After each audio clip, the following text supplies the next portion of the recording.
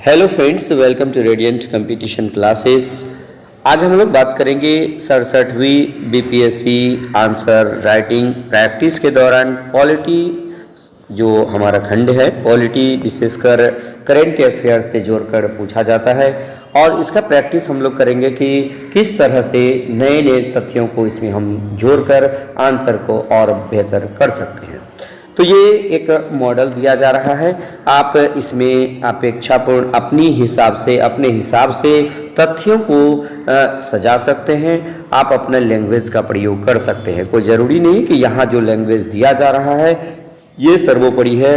यहाँ तथ्य जो है, इस तथ्य को लेकर आप अपनी लैंग्वेज को और बेहतर बना सकते हैं। इसीलिए मैं ये प्रैक्टिस आप लोगों के समक्ष प्रैक्टिस करवा रहा हूँ और ये प्रैक्टिस यदि आप लगातार कीजिएगा तो निश्चित रूप से अपने आंसर में अपना जो नंबर है उसमें 2-4 नंबर आप प्लस कर ही दीजिएगा। तो चलिए, यहाँ से आपको क्या करना है, कंटेंट लेना या कंटेंट को एक बार देखना है, फिर और जो आपके पास कंटेंट्स होगा उसको भी देखिएगा, फिर दोनों मिला करके एक बेहतर आंसर आप डायग्राम के माध्यम से तैयार कर पेश कर सकते हैं।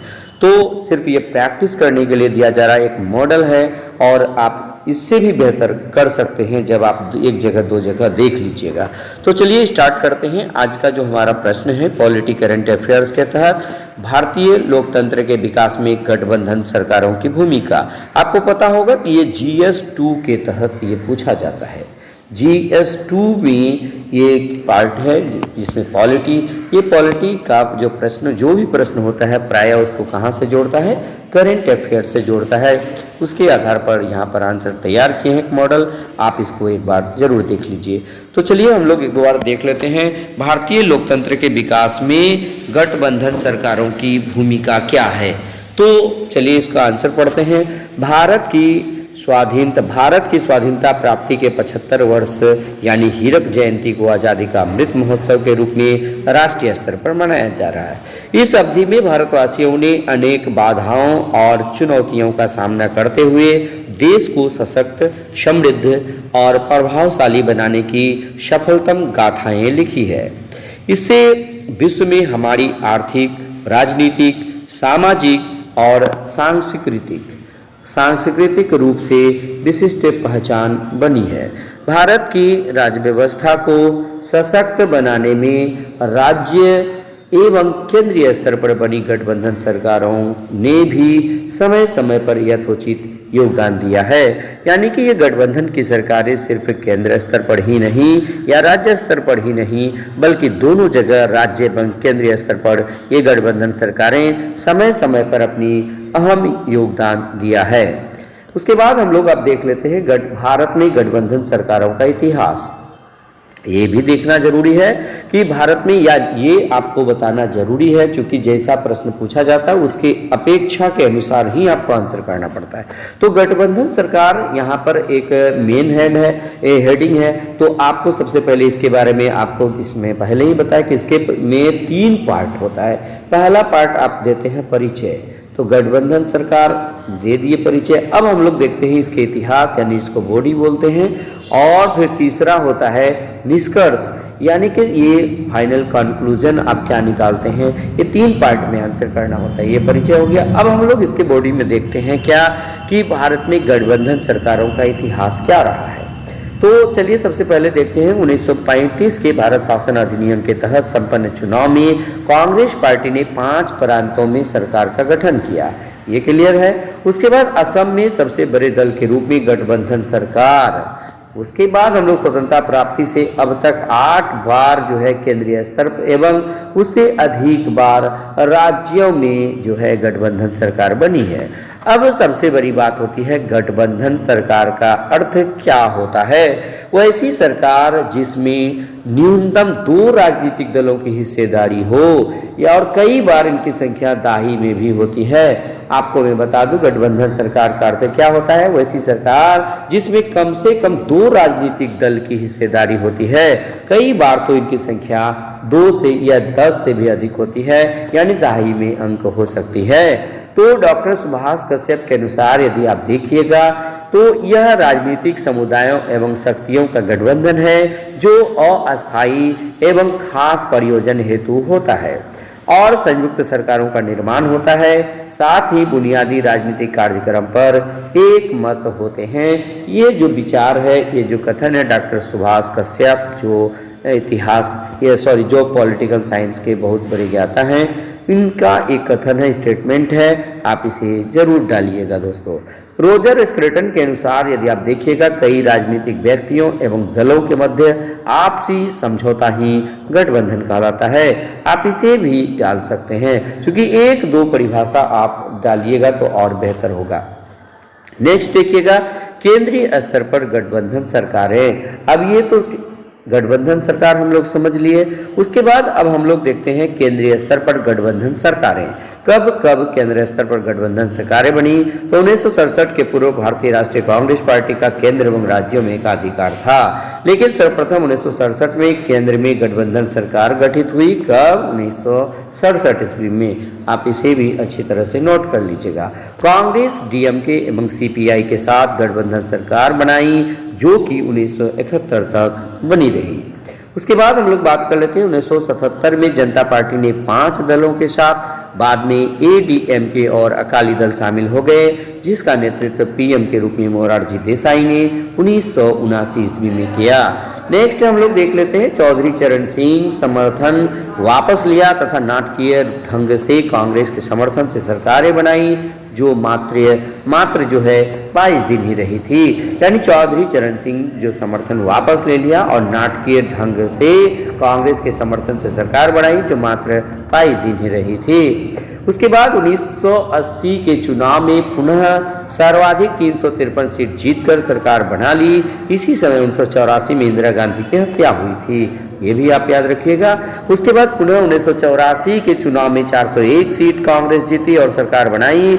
गठबंधन सरकार बढ़ने गिरने का सिलसिला 10 वर्ष तक 1989 तक थम गया। उसके बाद हम लोग देखते हैं केंद्र में गठबंधन सरकारों की अनिवार्यता की व्यवस्था, यानी कि कौन सी ऐसी परिस्थितियां थी जिसके आधार पर जो है ये गठबंधन सरकारें बनानी पड़ी। तो 1989 में संपन्न हुए 9वीं लोकसभा चुनाव 1989 में संपन्न हुए 9वीं लोकसभा चुनाव से लेकर 1991 से 96 की अवधि को छोड़कर अब तक 30 वर्षीय कालखंड में कोई भी राष्ट्रीय दल अकेले सरकार बनाने की स्थिति में नहीं रहा है।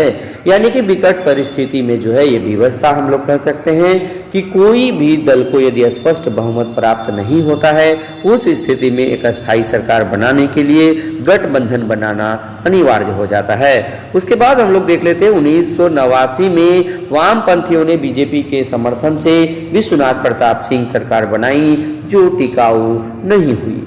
उसके बाद 1996 में तो गठबंधन सरकारों के इतिहास का सबसे काला कालखंड था, क्योंकि इस समय ये बहुत इंपॉर्टेंट बात है कि 1996 में गठबंधन सरकारों के इतिहास का सबसे काला कालखंड था, क्योंकि इस समय भाजपा ने अकाली दल के समर्थन से अटल बिहारी वाजपेयी के नेतृत्व में सरकार बनाई, जो मात्र 13 दिन चली थी। उसके बाद 1996 में संयुक्त मोर्चा के नेता के रूप में 13 दलों के गठबंधन से एच.डी. देवगौड़ा सरकार बनाई, जो अस्थायी रही। उसके बाद फिर कांग्रेस के समर्थन से इंद्र कुमार गुजराल, लेकिन ये सभी के सभी असफल रहे। 1998 के मध्यावधि चुनाव में कोई दल स्पष्ट बहुमत प्राप्त नहीं कर सका, तो भाजपा ने 13 दलों के गठबंधन से पुनः वाजपेयी के नेतृत्व में सरकार बनाई, जो फिर 13 महीने में गिर गई थी। उसके बाद पुनः 1999 में किन्हीं को स्पष्ट बहुमत नहीं और 24 दलों के गठबंधन से भाजपा ने अटल बिहारी वाजपेयी के नेतृत्व में तीसरी बार सरकार बनाई और 5 वर्ष पूर्ण कर सकी।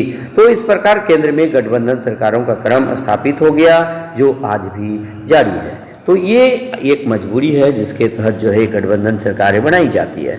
एक ओर एनडीए तो दूसरी ओर यूपीए वर्तमान में अपनी एकजुटता बनाए रखने में संघर्षरत है। अब हम लोग बात कर लेते हैं यूपीए बनाम एनडीए का वर्तमान गठबंधन युग। 2004 में हुए 14वीं लोकसभा चुनाव में एक बार यूपीए की सरकार बनी। इसने दूसरा कार्यकाल 2009 से 2014 भी पूरा किया। इन दोनों गठबंधन सरकारों का नेतृत्व प्रत्यक्ष व अप्रत्यक्ष रूप से क्रमशः डॉक्टर मनमोहन सिंह एवं श्रीमती सोनिया गांधी ने किया। 16वीं लोकसभा चुनाव में एनडीए को पूर्ण एवं 2019 में 17वीं लोकसभा चुनाव में अकेले बीजेपी ने स्पष्ट बहुमत प्राप्त किया और नरेंद्र मोदी के नेतृत्व में स्थायी सरकार बनी। ये भी बात आप जरूर टालिएगा दोस्तों। उसके बाद गठबंधन सरकारों के लाभ। अब आपको एक बार ये गिना देना है कि गठबंधन सरकारों के क्या लाभ होते हैं। इसको अब हम जैसे पॉइंट वाइज लिखे हैं, आप इसको डायग्राम के माध्यम से भी लिख सकते हैं। यानी कि देखिएगा लाभ में क्या लिखिएगा, इससे नए आयाम स्थापित हुए। दूसरा देखिएगा एक दूसरे के प्रति सह अस्तित्व की भावना पनपी। उसके बाद इसी के कारण भारत में बहुदलीय शासन एवं राजनीतिक दलीय प्रणाली काम कर पा रही है कि उसके बाद हम लोग देखेंगे राष्ट्रीय हितों के मुद्दों पर सहमति बनती है। उसके बाद न्यूनतम साझा कार्यक्रम बनाकर कल्याणकारी राज्य स्थापित हो जाती है। तो ये गठबंधन सरकार के 4-5 लाभ हैं, आप इसे भी जरूर नोट करके लिखिएगा और एक डायग्राम के माध्यम से लिखिएगा दोस्तों। मैं यहाँ आप लोगों को एक सिर्फ मॉडल बता रहा हूँ। उसके बाद कह रहा है कि गठबंधन सरकार का नकारात्मक पक्ष या अब इसका क्या निगेटिव इम्पैक्ट होता है, आप इसे भी देखिएगा। दल बदल एवं आयाराम गयाराम जैसी दुष्प्रवृत्ति पनपती है, यानी कि मौका का फायदा देख करके जो है लोग दल भी चेंज कर लेते हैं। उसके बाद किसी दल के कठोर रुख अपनाने से मध्यावधि चुनाव की विभीषिका भी उत्पन्न हो सकती है। माना कि कोई दल के नेता जो है बात एकदम पूरा कड़ियल स्थिति रुख अपना लिया, कठोर रुख अपना लिया और वो मानने को तैयार नहीं है, उस स्थिति में वो समर्थन तो नहीं देगा, जिसके वजह से मध्यावधि चुनाव की विभीषिका भी उत्पन्न हो सकती है। तो ये इसका डिमेरिट है। अगला डिमेरिट देखते हैं, राजनीतिक अस्थिरता होने से महंगाई, अराजकता और अर्थव्यवस्था में गिरावट होती है। ये आपका महागठबंधन सरकार के नेगेटिव इम्पैक्ट है। उसके बाद अब हम लोग देख लेते हैं इसका निष्कर्ष क्या है। निष्कर्ष यानी फाइनल स्टेज में है। उपर्युक्त विवेचन के आधार पर कहा जा सकता है कि भारत में गठबंधन सरकारों के परिणाम भले ही संतोषजनक नहीं माने जा रहे हैं, फिर भी भविष्य में इसकी सफलता रूपी उज्जवल संभावनाओं से इनकार नहीं किया जा सकता है, क्योंकि शासन एवं राजनीति को संभावनाओं का खेल कहा जाता है। अतः सहयोगी संघवाद के सिद्धांत पर चलकर गठबंधन सरकार को चलाया जा सकता है। तो इस प्रकार जो है यहाँ पर मैं पॉलिटी के इस सवाल यानी महागठबंधन की सरकार पर मैं चर्चा किया। यदि आपको अच्छा लगे तो वीडियो लाइक, शेयर और कमेंट जरूर कीजिएगा। मैं इसी तरह पॉलिटी और करेंट के टॉपिक को प्लस जो भी बीपीएससी मेंस के लिए इंपॉर्टेंट होगा, मैं उन तमाम चीज़ों को शामिल करने का भरसक प्रयास करूंगा। हाँ, मैं ये भी बात आपको कह दूं, आप अपने ही स्टाइल में लिखिएगा, यहाँ से तथ्य कलेक्ट कीजिए और आप डायग्राम के माध्यम से आप इन तथ्यों को अपने तथ्यों में जरूर ऐड कीजिए दोस्तों। तो बस आज के वीडियो में इतना ही। धन्यवाद।